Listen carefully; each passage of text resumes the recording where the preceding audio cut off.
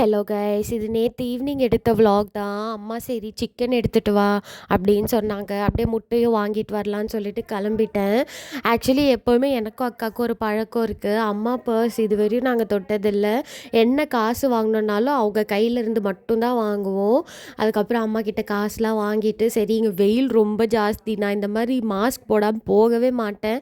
எப்போவுமே ஷால் இந்த மாதிரி கட்டிட்டு தான் போவேன். அவ்வளோ வெயில் வேலூரில். மழை காலம்னாலும் மார்னிங் ஃபுல்லாக வெயில் அடிக்கும். அதுக்கப்புறம் முட்டைலாம் வாங்கிட்டு வந்து அடுக்கிட்டு இருந்தேன்.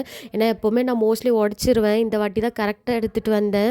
அதுக்கப்புறம் சரி அம்மா செட்டிநாடு சிக்கன் தான் பண்ணலான்னு சொன்னாங்க. அதுக்கு நானே வெங்காயம் தக்காளியெலாம் கட் பண்ணி ரெடி பண்ணலான்னு சொல்லிவிட்டு அதுதான் எடுத்து எல்லாமே ரெடி பண்ணி வச்சுட்டு அம்மா வந்து சமைச்சாங்க.